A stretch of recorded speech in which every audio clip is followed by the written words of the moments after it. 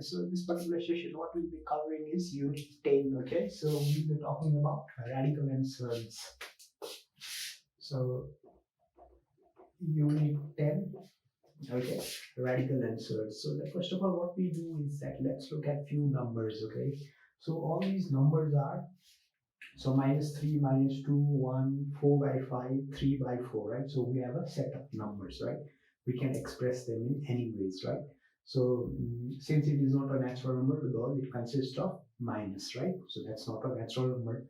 So a number which can be expressed in the form of p by q, where p and q are integers and q is not equals to 0 is known as rational number. Okay, so what does this mean? Basically what we mean is that, so since this is already in the form of p and q, this is not in the form of p and q, right? So we can make it in the form of p and q by adding or dividing it by 1, right?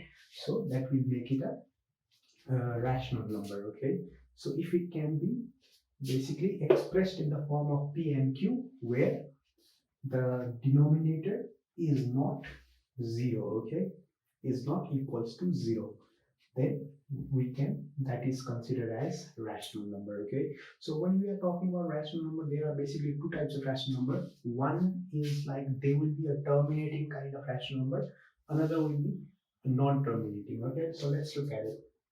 So whenever we are talking about 3 by 4, okay, so 3 by 4 will be 0.75, right? So 4 by 5 will be 0.80. So that is terminating, right? So only two digits, right? Whereas in case of non-terminating, what will happen is that 1 by 3, 0.3333. So there will be non-terminating, okay? So it does not terminate anywhere.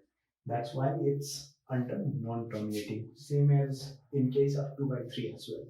0.6667. So that's how it will basically be. So it's non-terminating, right?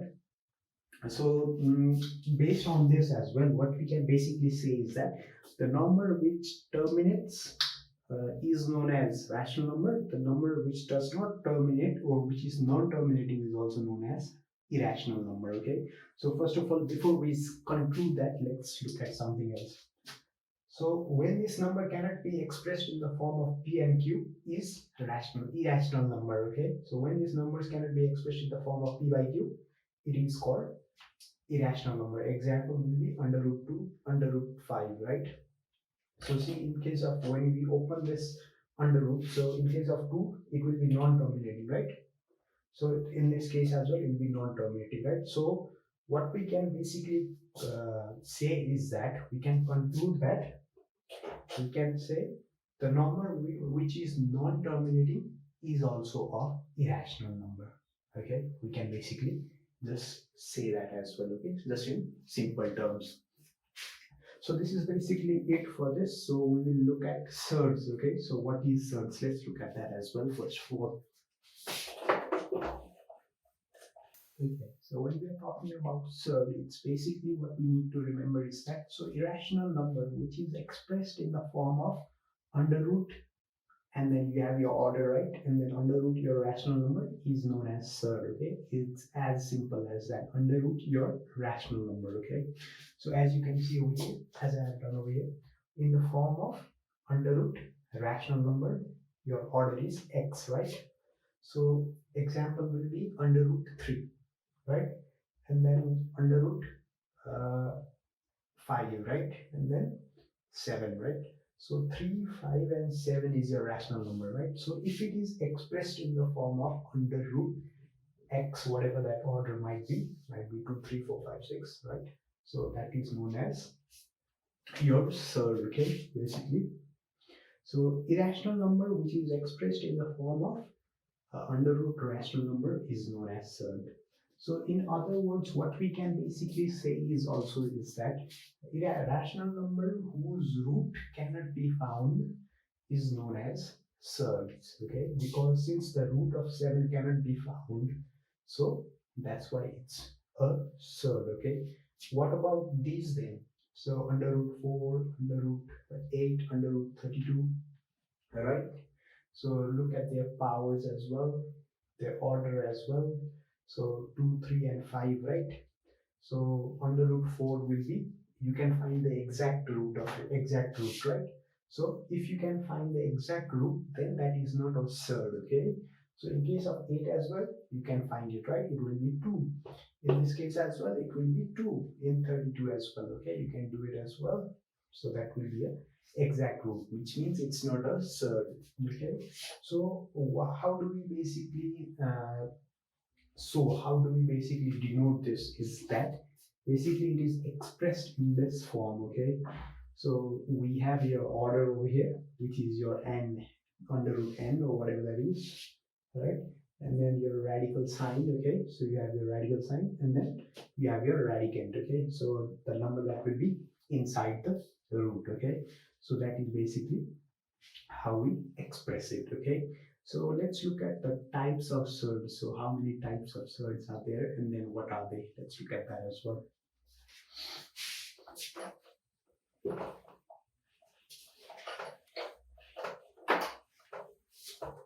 So when we are talking about types of surds, basically in general, broadly speaking, there are two types of surds. Okay, there are pure surds and then mixed surds. Okay, so in the pure surds, what will happen is that you will have coefficient as 1. Okay, it can be positive or negative. So as shown in examples, so see the radicand over here is 1, right? In the outside of 3, right? Under root 3 outside, you can assume that it is 1. Okay, so in this thing as well, it is negative, right? So it's negative something, but we can assume it's to be 1, right? Because even if you put 2 ones inside the root, you will still get only single one outside, right? So a surd having coefficient 1, okay, which is positive or negative, is known as a pure surd, okay? So that is known as a pure surd. So in case of mixed surd, what will happen is that the coefficient which is other than 1, so the coefficient will be other than 1 as well, okay? And it is a rational number as well. So having coefficient as a rational number other than 1 is known as mixed surd, okay? So example will be your 2 under root 5, your 3 under root 7, right?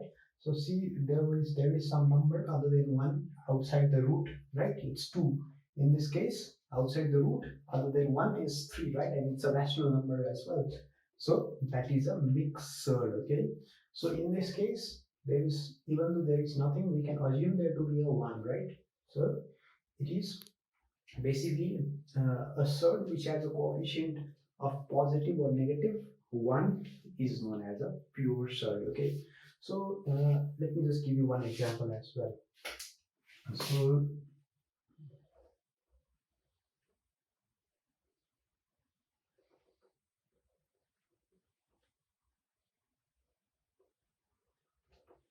So are these surd like surds?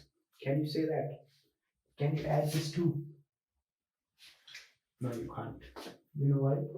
Because even though the root is same, right? So what needs to happen is that the radicand should also be the same. Okay, so if it would have been under root 5, then you can basically do your operations. Okay, whereas if, let's say, this is 5 under root 3 5, right? So this is also not same surds. Okay, so you can say this is unlike surds. Okay, this is unlike, this is like surds. Okay, so this is also your type of surd, right? So if the radicand and the order is same, it is like surds. If the radicand and the order is different, radicand or order is different, then it is unlike surd. Okay, all you need to remember is just that. So what needs to happen is that your order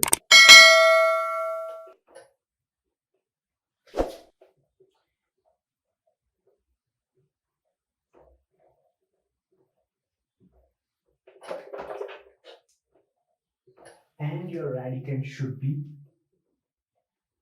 same, then it is like surds, right? So if it does not satisfy these two conditions, then it is unlike surd, okay? So it's pretty much simple, okay? So let's look at how do we express surds. So how do we make a surd into a pure, and when will we express it in form of mixed surds? Let's look at that.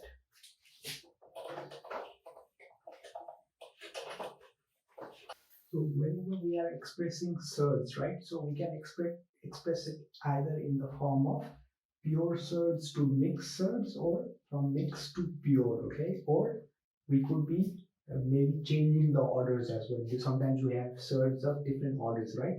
So like in this case, under root 2, the your order is 2 over here, and then in this case your order is 3, right?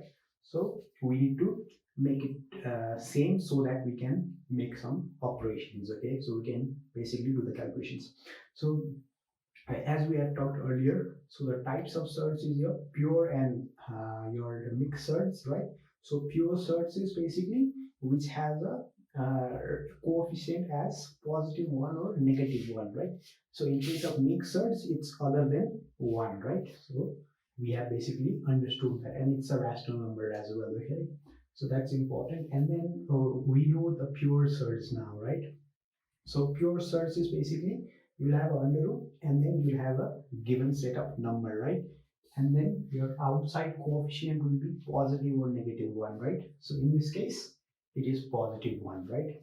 So when we change it into mixed surds, so in case of mixed surds, what happens is that basically in the coefficient we will have a rational number which is other than 1, right? So when we change it, the first step that we need to basically do is that just break it down, okay? So break it down into 2 form, okay? So once you break it down into 2, so what you can basically do is now I can express this 125 in the form of 5 cube, right?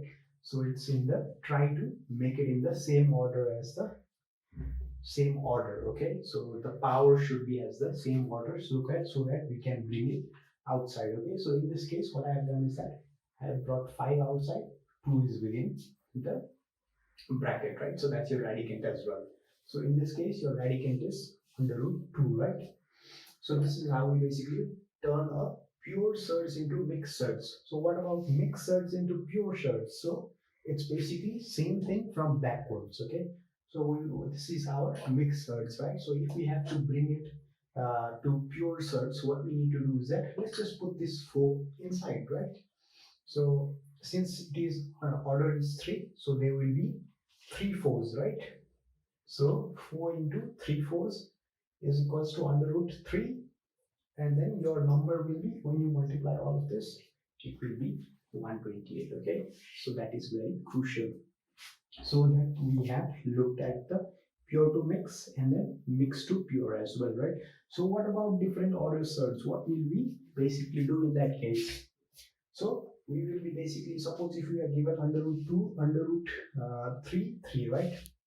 So if the order is 3, then first of all, always remember what we need to do is that if you are given different order surds, always take the LCM and then make it into same order form, okay? So in this case, your LCM of the order, okay? LCM of what number you might say?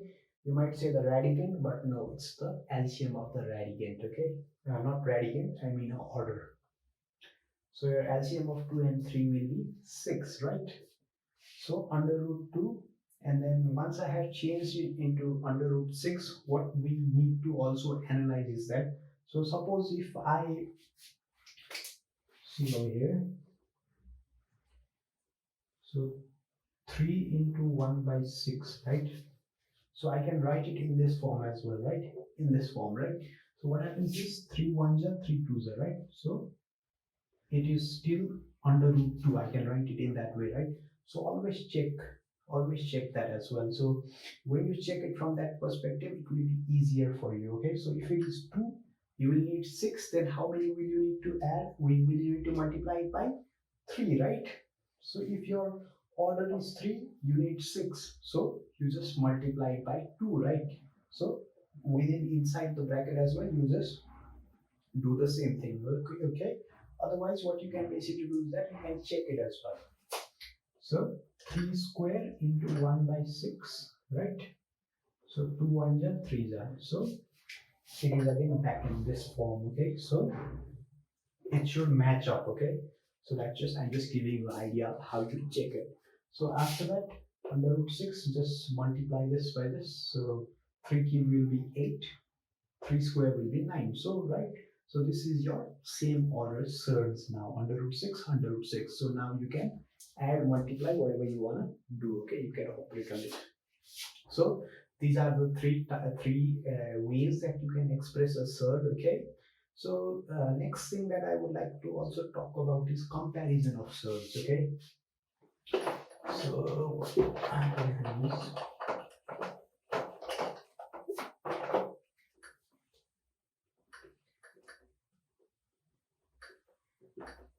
so comparison, how you can basically do is that under root 2 under root 5, okay? So in this case, what you can basically do is the radicand which is the smallest or the radicand which is the greatest is greater, okay? So this is greater than 2, okay? So what about if the radicand is 2 and then this is radicand is 5 but the order is different? So first of all, what we need to do is that bring it into same order, then after that compare the radicand, okay? Always remember that. So whenever, if you're using a calculator as well, you can find it out as well, okay? So if you do under root 5, right, you will get 2.23, right? So 2 under root will be 1.41, right? So this is smaller than this. So if you just change the order, then you can basically just compare the radicand and then you will get your answer, okay? So let's look at some operations that you can do with the surds. So whenever we are talking about addition and subtraction or any operations, multiplication or division, right? So what we need to always be careful about is just look at the order and then look at your radicand as well, okay? So your order is 2, your radicand is 2 over here, right? So that means these two can be added up together, okay?